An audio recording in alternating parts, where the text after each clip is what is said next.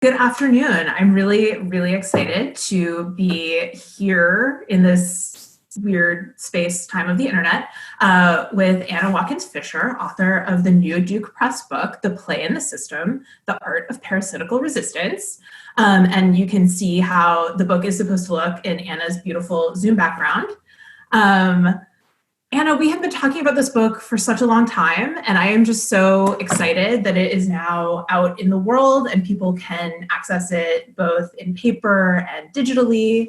And I'm just really excited to have the opportunity to talk to you a little bit more about all of the amazing ideas and concepts and tools that you're really developing here to kind of help people make sense of the digital moment and beyond. So I think, for starters, given the title, the central figure in the book is the parasite, and the book contains a lot of different examples of parasites. It's a large and diverse group of people and projects that you kind of place under that rubric. Could you say a little bit more about what the parasite is and what that means for you in this book?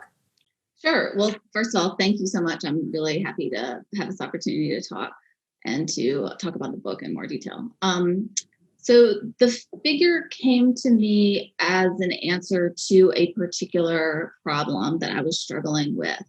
And that is the way that we confront a certain modality of power as it operates under neoliberal capitalism.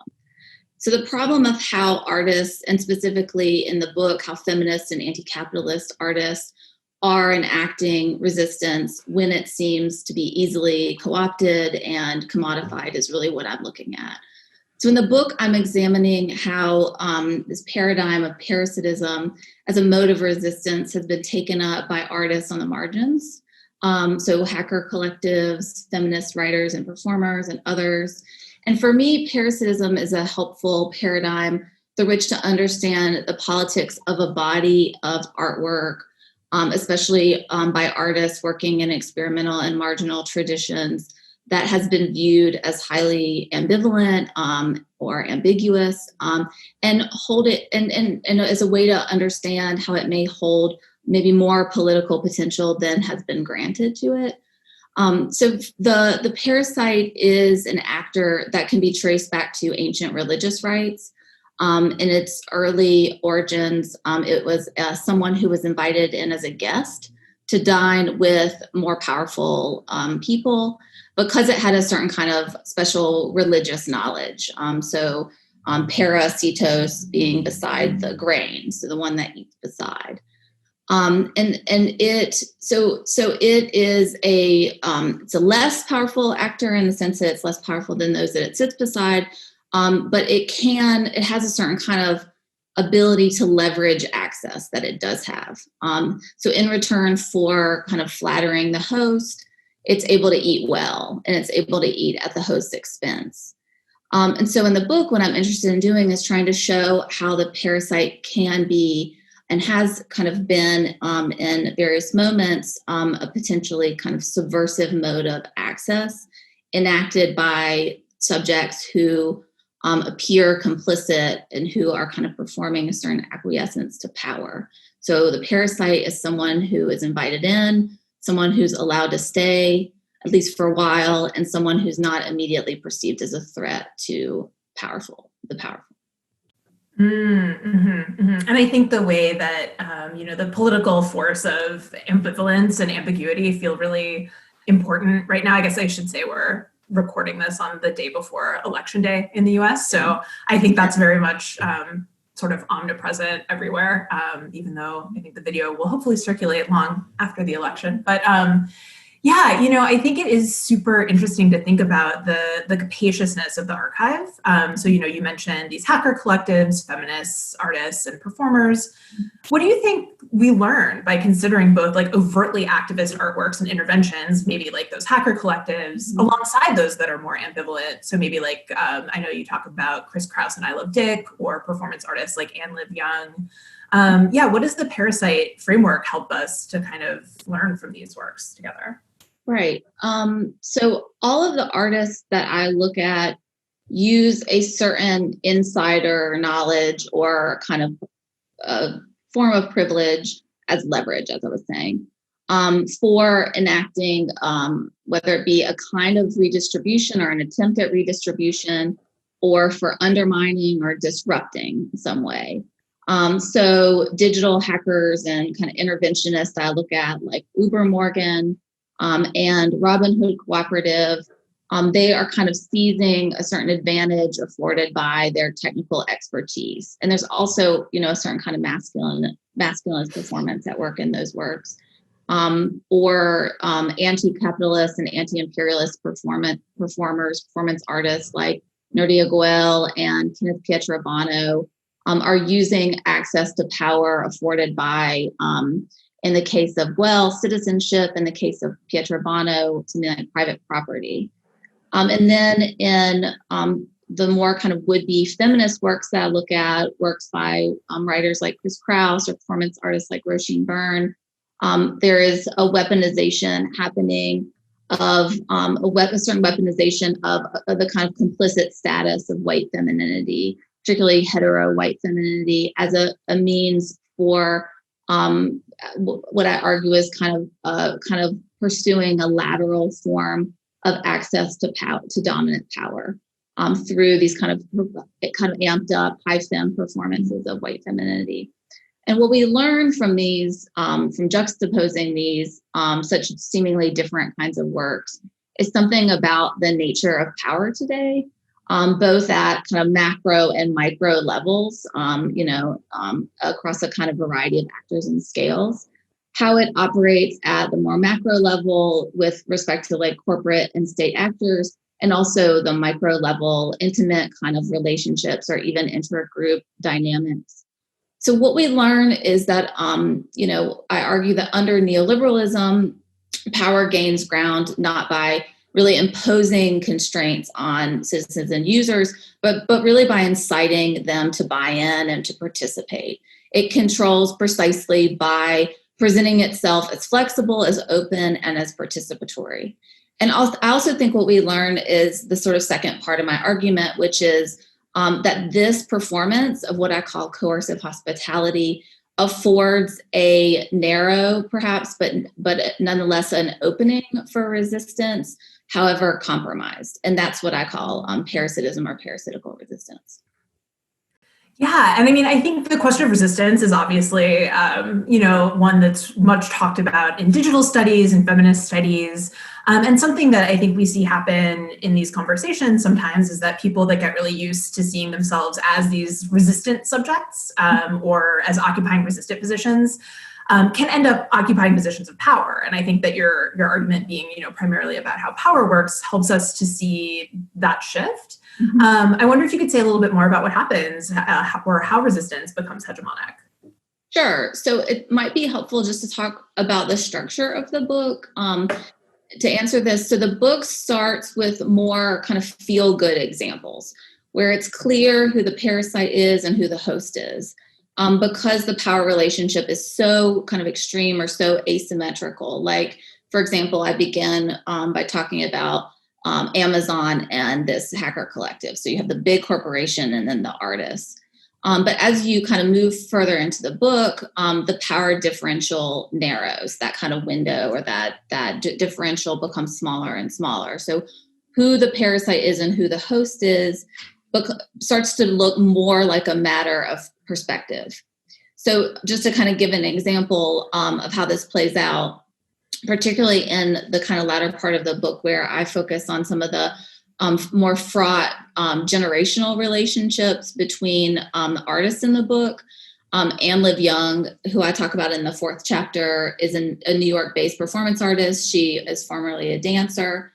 And she is sort of known for referencing or even kind of making, reproducing well-known works without quoting them, or just in her own kind of like discourse about her art making. She's very uninterested, very flagrantly uninterested in art history.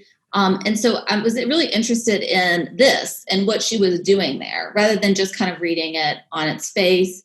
What does it mean for somebody like Anne Liv Young to reference these, pioneering feminist art artists, Marina Abramovic, Karen Finley, Carolee Schneemann tacitly in her art making practice while claiming not to know them.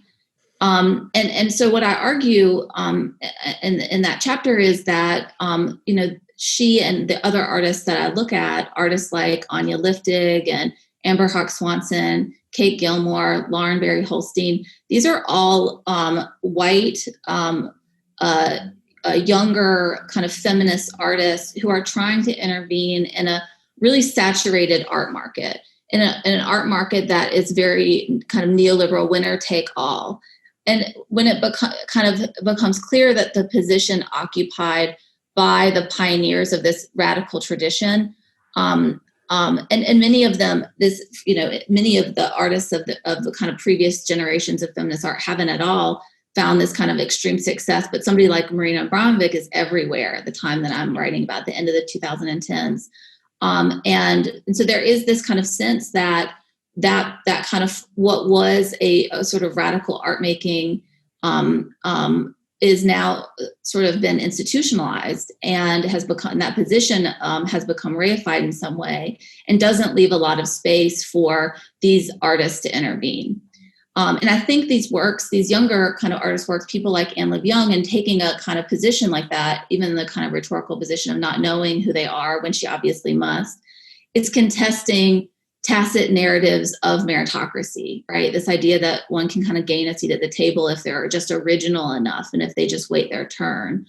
And what's also interesting about the artworks that I'm talking about that are sort of disavowing or kind of engaging in these parasitical ways with these older, very recognizable feminist artworks is that they can also kind of function as a form of homage. So there's a kind of deniability that's kind of going on there. And so, it's in looking at these that I really started to understand the labile position of the parasite and how shifting the landscape I was studying was. And in my analysis of the parasite-host relationship, I try to be attentive to the shifting and really complicated nature of these roles and how one can at the same time be both someone's host and someone's parasite, right? It's both a function of one's place in the social ladder, but also a function of time. And so in that way, there's a way to kind of, through parasitism, I'm interested in how we might be attentive to like what radical art looks like in its shifting kind of ground, right? As it's more and more kind of shifting and historically subjective. Mm-hmm, mm-hmm. And I think that makes a lot of sense. I mean, I think something that you're really careful to attend to, both just in sort of thinking about the performance artists whose work you're looking at, but across the book as a whole, is the role of, for example, white femininity. And this question of kind of who has access to being a parasite. You sort of emphasize the parasite has to be invited in, it has to be allowed to stay. So clearly this is a tool that maybe not everyone has access to. Right. And I wondered if you could say a little bit more about how you think about that in the book or what the consequences of that are. Sure. So first, I can sort of say a little bit more about parasitical resistance and how I'm thinking about that as a way to answer this. So parasitical resistance is an interval between what the host is willing to give and what the parasite is able to get away with taking, right? And so that's the kind of title of the book, right? The play in the system. It's the space for play that certain relatively privileged actors can leverage. And that has everything to do with the host, whoever that kind of entity is in the given relationship, what the host investment is in appearing generous, open, and caring. Mm-hmm. Right? And so, as you say, it's not a tactic that's equally available to all. And I can say more about that. But if you look at something like Amazon, the big or the kind of biggest digital companies, the Googles and the Facebooks, they function on a model of hospitality. And so this is maybe sort of the easiest and is the kind of opening example because it can be the most kind of obvious example of this and sort of the coerciveness of what the way that hospitality works. But they rely on basically presenting themselves as a platform that promotes access and flexibility. In many cases, they don't actually own anything, but what they are offering is space for you to come on and do things with others. So they are kind of intermediaries. And I also read this kind of coercive hospitality performance in other kinds of hosts, like the neoliberal state, in toxic masculinity, and so on. And so I'm looking at artists who have not simply denounced the hypocrisy of this position, but instead have exploited this openness either to redistribute it to others or to make its limits visible. So for example, I look at Robin Hood Cooperative, and this is they describe their work as a kind of economic performance art, but they, have this, they are actually a functioning group, and they mirror the trading patterns. They have a algorithm they call the Parasite algorithm, and this algorithm mirrors the trading patterns of the most successful traders on Wall Street in order to then turn around and donate the money that they're able to get to groups that they describe as sort of working toward a commons, or in essence, sort of more radical or revolutionary kinds of projects. And so that's an example of a kind of redistributive practice. But I also look at, as I said before, Ubermorgen's Amazon Noir work, which is they're a group of hackers that basically made Amazon, kind of ingeniously made Amazon the patron of their work by having Amazon buy their anti-capitalist artwork through a non-disclosure agreement, effectively making Amazon the patron of their artistic practice. So even with these two examples, this question of who has access to this tactic becomes a little bit easier to kind of think about.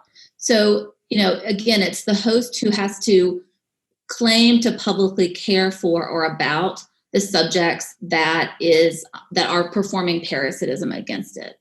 They have to be subjects who can be seen as guests and by the host, and who can be seen as invited to the table for reasons that may have to do with their usefulness, in the kind of optics of the reputation economy of the host, or, for some other reason useful to the host.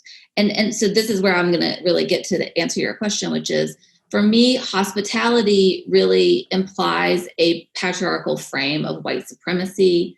It implies subjects, the subjects that meet this kind of threshold of care are subjects that have a certain kind of racial, class, sexual, gender capacity, right? And this is to test the host's generosity. And this is a particularly risky operation for those subjects for whom, because of, and I think that where I find it really helpful kind of ways of thinking about this are particularly in Black and trans scholars who have talked about the really high sanctions that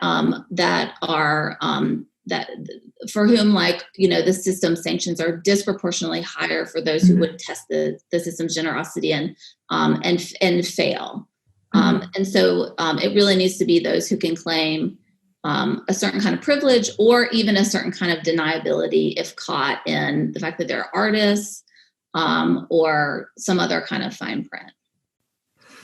Yeah, and so one thing you just mentioned is the idea of the threshold as being related to maybe the amount of play that's possible in the system, or what sort of options are available to the subjects who are able to access parasitism. Mm-hmm. Another thing you talk about in the book is the idea of loopholes, and I wondered if you could say a little bit more about the loophole and how that functions as maybe similar to or different from a threshold.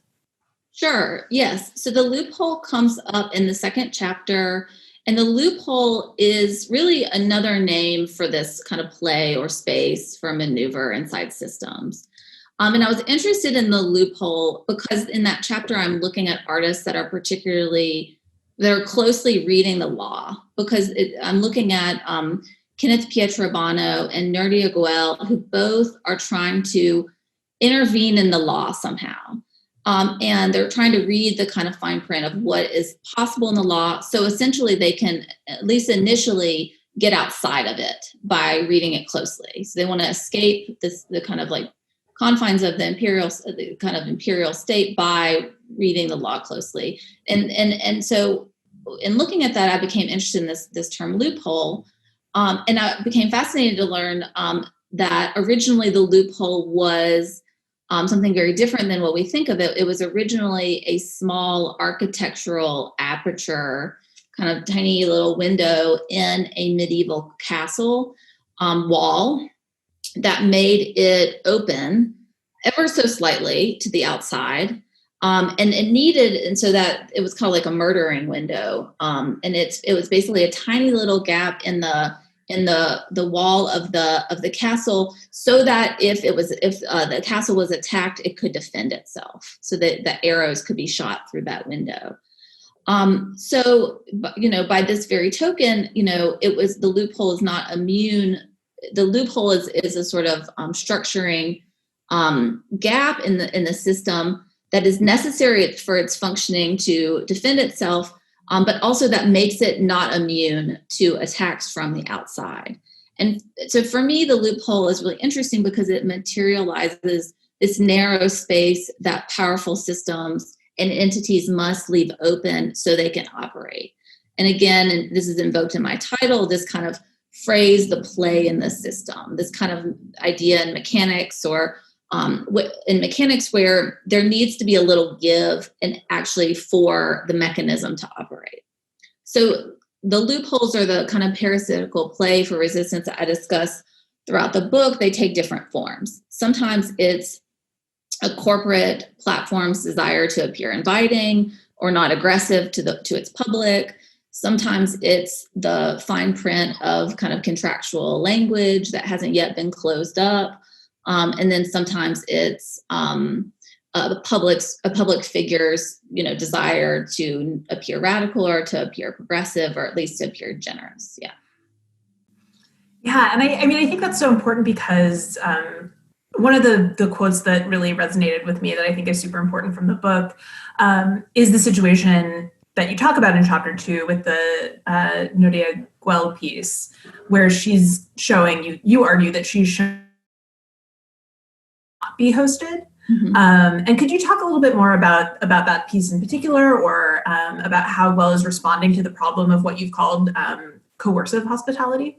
Sure. So I think for many people, parasitism calls to mind insects or viruses. I think, like people want to show me their kind of gross parasitical, lesions, or not so much, but yeah. And now that the book is out, Yeah.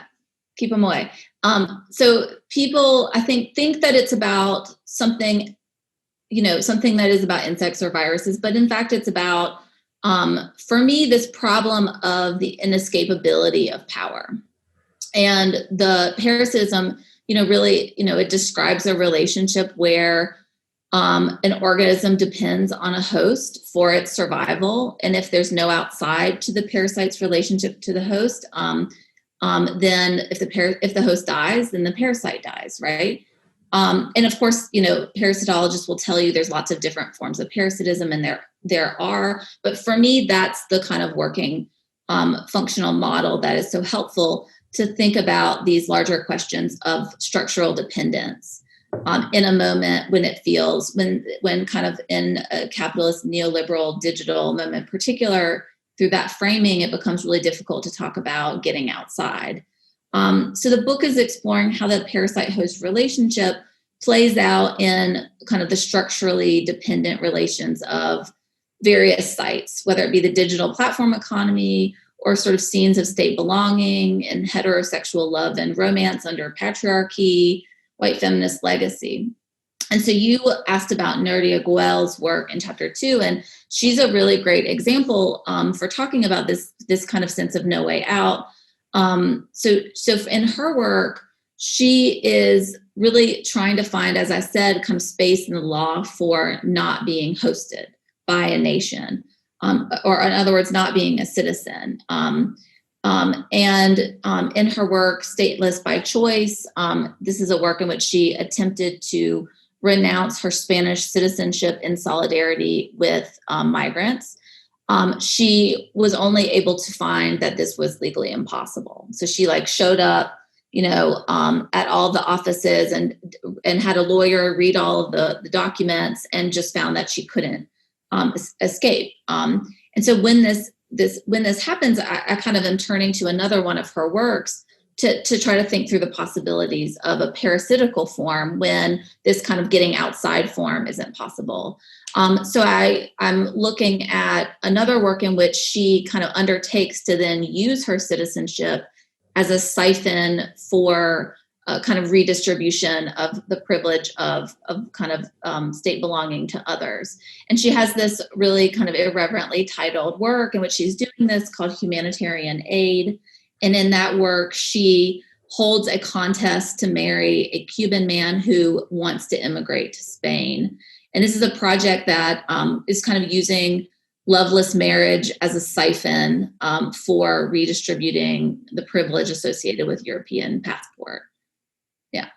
So it's not a rom-com where then they like end up falling in love at the end. And no, they are divorced by the end of the project. I think it's 2008 to 2013. And she shows in the, like in her documentation of the work, you see the image of them signing the marriage papers, and then you see them signing the divorce papers, but they look happy in the divorce scene. But, it's more complicated than, the work. And this is what I talk about also in the chapter. Like, this is a really complicated work because it's certainly not happily ever after for the man that she marries. Like, he moves to Spain and he has trouble finding work, and he is dependent on her to support him financially. And even the work itself, the fact of it being an artwork and the fact of the terms of the artwork, the kind of like contract that she has him sign is, essentially that he can't get out of is for him to participate in the artwork.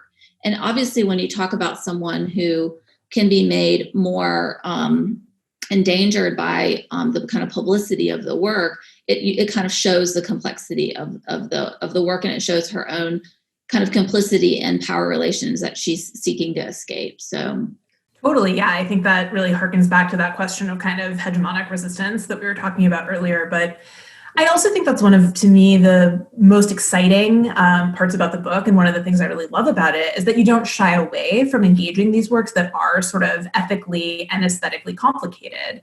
Things where there's not a clear host and parasite, or there's not a clear like hero or villain. And I was wondering if you could say a little bit more about your role as a critic engaging those kinds of works. Sure. So I'm definitely interested in works that are not easy, do not kind of offer themselves up for easy readings, and really often that make it almost impossible to know really what they mean.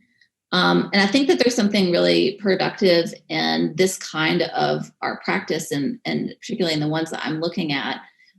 These are works that don't offer a safe distance. They often feel kind of incomplete. And that can be because they are very contemporary works. It can be because they are either informed by or based in digital technologies. And they're often very elliptical, or they often avoid landing on any one place for too long. So like, it's hard to know where someone like Anne Liv Young or Chris Kraus stands ethically and politically in relationship to her performance or her writing. Are these characters? Often a lot of the artists I'm working on have alter egos that they kind of put on and kind of take on and put on and put down, kind of back and forth, but without you really knowing, are these shows, are they not? And so, yes, I think that this is definitely the kind of work that lends itself to the use of parasitism, because that figure, again, that kind of like original figure that's sitting, the guest that's sitting with the more powerful and kind of trading in flattery, it is very much about the undecidability of that performance that allows it to get away, to basically go on for as long as it can go on. Yeah, and I think in terms of like the duration too, I think there are so many moments when that theoretical architecture of the book kind of rubs up against some of the artists and artworks that you're talking about. And I think the example of Roisin Byrne's work in particular is super interesting. And I was wondering if you could talk more about that or other examples of where that happens in the book.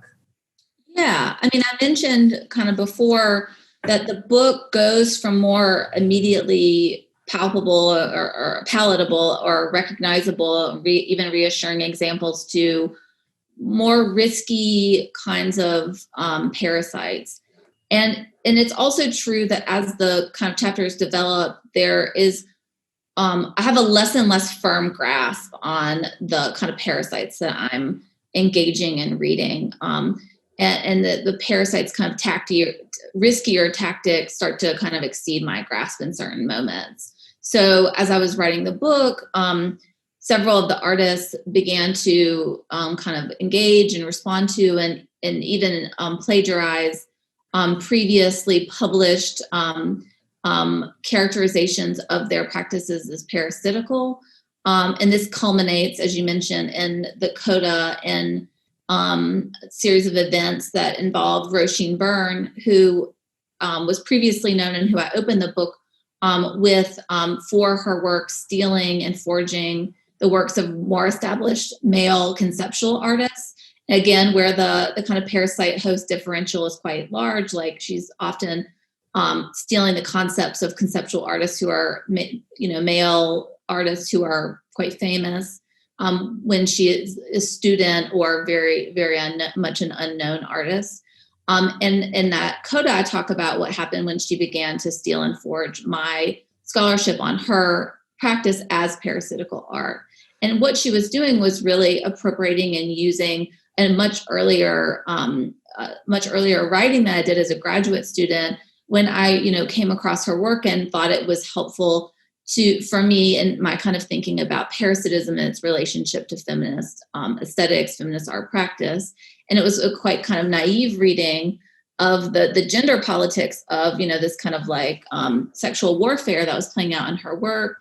And really also not an intersectional reading, because when I began to look more closely at her kind of parasitical incursions on these well-established male artists, I began to see that the kind of politics of those works are much more complicated.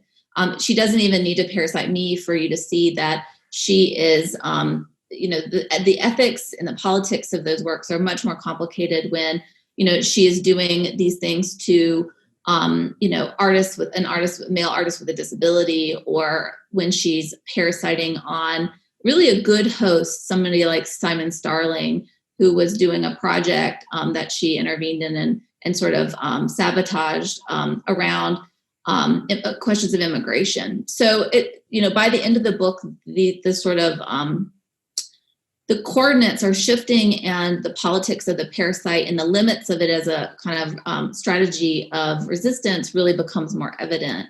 But I would say, like, it's interesting when it starts to be her parasiting me, because I am also parasiting her, right, as a critic. And so there's this kind of play between the artist and the critic, and the parasite and the host, and the kind of undecidability of who is who. Yeah. First of all, I just want to say that I really appreciate your verbing of parasite. I think that's an excellent coinage. I'm sure I'm not the last. I'm not the first. And I do think the question of sort of the duration of the project is interesting. So you kind of just mentioned that Byrne was looking at an earlier version of this work. And I know, like I said at the beginning, we've been talking about the project for some time. And, most of the work is focused on a sort of post-2008 crash and a sort of reconsolidation, but also a crisis of neoliberalism. And a lot of the book then focuses on cultural production in the Obama era, from the resurgence of Marina Abramovich to the way that I Love Dick kind of got taken back up. And do you think that we're in a different time now in 2020, this year that feels so unprecedented in so many ways, but is also kind of making the existing conditions kind of more unignorable? Or could you say a little bit more about that? This is a really important and tricky question. I mean, I think certainly, I would say yes, I think we're in a different moment, but I think certainly kind of Obama era governance looks a lot more like the hospitable kind of corporate neoliberal governance that I discuss. It has a nicer face than what we are seeing under Trump. But even though it has a nicer face, Obama era governance, we know that there were deplorable immigration policies and escalation and surveillance, a reinforcement of really, oppressive kinds of systems. But then this kind of neoliberalized soft power of coercive hospitality, it really has not replaced, but is rather coextensive with the hard power of militarized policing and authoritarianism that has been so on display this year. And the two often really work in tandem. Coercive hospitality has many continuities in the Trump era, if not necessarily in Trump as a personality himself, but you wouldn't have the soft power of neoliberalism without the militarized power of kind of policing. So while corporate marketing and many other institutional forms still retain this kind of welcoming kind of form, Amazon Smile and so forth, we also have to acknowledge that we are not in the same kind of moment, and it's not the same kind of government under Trump that would pretend to be a kind of opening and welcoming for most people. So we're seeing this narrowing of this kind of window under which something like parasitical resistance can do its work, and it's troubling. To say the least. Yeah, for sure. This is kind of a pivot, but I guess, I was lucky enough to have to get to read the book last fall. And so I got to kind of have your analysis and your thinking in my head when I saw the Bong Joon-ho movie Parasite, which, asked the question, like, who's the real parasite? But I'm sure people may find your book and turn to it when thinking about the questions that movie raises. And I'd just love to hear if you have thoughts on that.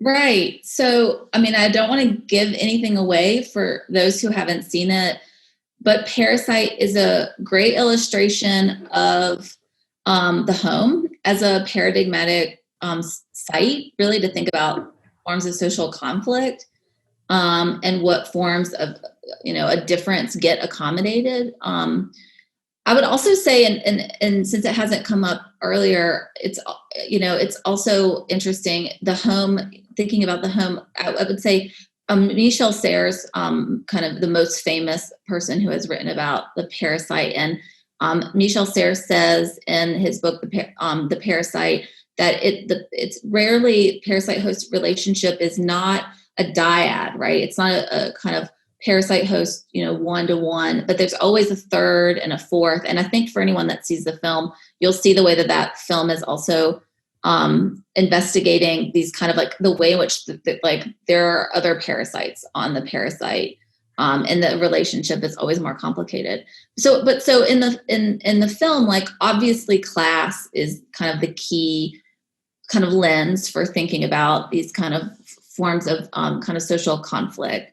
But it's really the family's ability, and this is where I think that it kind of jives with things that I'm saying in the book. It's the family's ability, especially the children, to be able to appear or to perform as if they are equals of that host family. That is the opportunity, that is the opening that gives them access to the house. And this is kind of consistent with the story of the parasite that I mentioned earlier, right? Around the table. I would also say that it's interesting how the movie moves between kind of the play between genres, like the play between horror and film, and that really thin line that's being played with between really like a more symbiotic relationship where it seems like they can coexist, and when it becomes horrific. So there's a kind of, or when there's a kind of immunitary reaction where the host will get rid of the parasite. So it's very tense, right? And the mood of the film is really bound up in that relation. And I don't talk about Parasite in the book, but I do talk about Get Out very, very briefly. And I think that there's a really similar relationship, in terms of horror and in terms of the kind of shifting mood and the tense kind of tension that's bound up in that, in a film like Get Out, which kind of also is exploring similar themes through the horror genre. but really around, a young black male protagonist that's getting in the door, so to speak, by fulfilling a white liberal fantasy of itself, of itself as a liberal host that's able to kind of, rationalize their self-image as inclusive and progressive. Yeah, so it's interesting how like both films are looking at hosts that occasionally accommodate racial or class difference, and the perceived dangers of kind of like representing, or the perceived dangers of that, these kind of like strategic alliances that can fall apart and become horrific.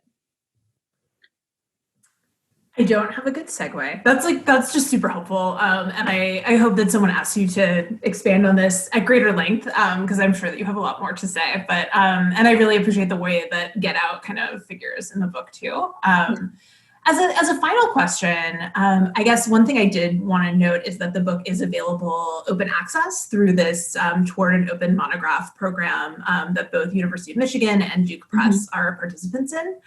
Could you say a little bit more about what it means to you, since the book is so much about access and new media technologies? Yeah, I'm really happy that the book is available open access, particularly in this kind of like new moment of austerity, this kind of renewed austerity of COVID, which that's not, it's a ridiculous sentence, but I am very grateful for Tome and for U of M giving this grant.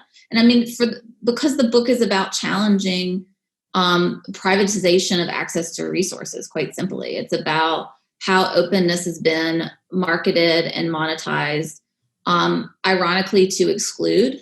So it really felt all the more important not just to reproduce that in my work and in the spaces of its circulation.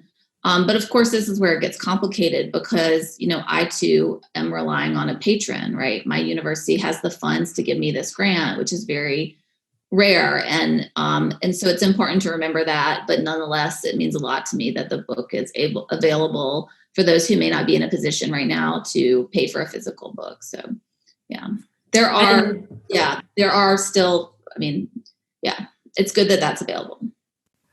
Yeah, it's really exciting. It's also really exciting that the book is still available for 50% off through November as part of the Duke Press fall sale. I think those are all the questions that I had. Thank you so much for taking the time to talk about this book today, Anna. This is just so exciting. Was there anything you wanted to add?